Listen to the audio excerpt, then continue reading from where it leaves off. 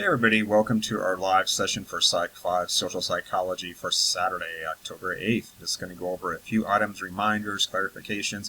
As usual, anything I think you need to know to help you do well in the course, so let's get started. I try to keep these short and sweet. First up, your most recent Chapter 7 on attitudes. That quiz and discussion was due there yesterday on Friday, so that is closed now, but a lot of you did submit for your discussion. Had some really interesting stories to tell about your own personal experience with the disconnect between one's attitude and actual behavior. So I hope that self-reflection served you well to understand and appreciate the complexity of human behavior when it comes to our so-called attitudes. So I did enjoy a lot of your stories there. Next up is Chapter 8, our chapter on persuasion, which is one of my favorite chapters to cover, so do watch those lecture videos. There's some really fun stuff to learn about there, because we've all been persuaded, or somebody tried to persuade us and it was a big fail, it didn't work, and it's really fascinating to look at what are some of the characteristics of a good persuasive message and what are some of the bad things that just don't seem to work at all, because not everybody gets persuaded. So we examine both sides of the coin, when persuasion works and when it doesn't. So pretty interesting, fascinating research. The due date for that quiz and discussion is next Friday on the 14th, and do keep in mind that time differential. The discussion is due at 9 p.m.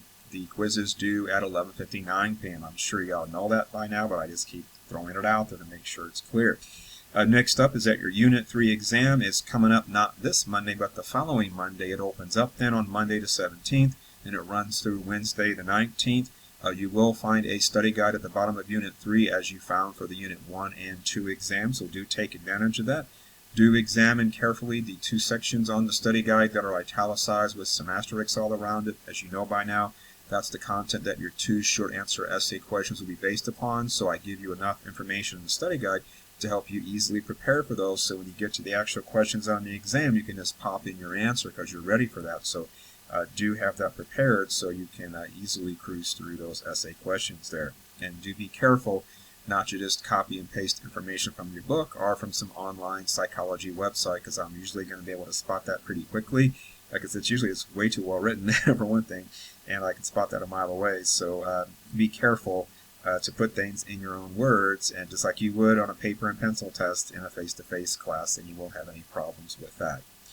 Next up is, don't forget, for that exam, your inquisitive assignments will be due on the Sunday evening before 11:59 p.m. So if the exam opens up on Monday the 17th, the inquisitive chapters 6, 7, and 8 will be due on Sunday the 16th by 11:59 p.m. So make sure you get those submitted on time, and do remember that you can go back in and keep trying to raise your score. So if you go through the first round of questions and you don't get a high score, as long as the deadline hasn't passed, you can go right back in and do it again and try to raise your score. The system is designed to let you do it that way, so please take advantage of that and get the highest score possible. You will get a reminder announcement about the upcoming Unit 3 exam early next week there, so do keep an eye out for that.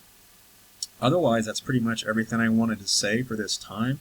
We do have our live session for this coming Monday scheduled at 1 p.m., so please come if you can. I'll record it there. It would be great to see some of you there, and it's basically like open office hours. I'll just answer any questions or concerns you have, so you can get me live in person to do that. Otherwise, if you need anything else in the meantime, reach out via email on Canvas, and I'll be glad to get back to you and address your concerns. So in the meantime, I'll see you in the lecture videos. I will see you here next weekend. So hope you're having a good weekend, and I will talk to you later. Bye-bye.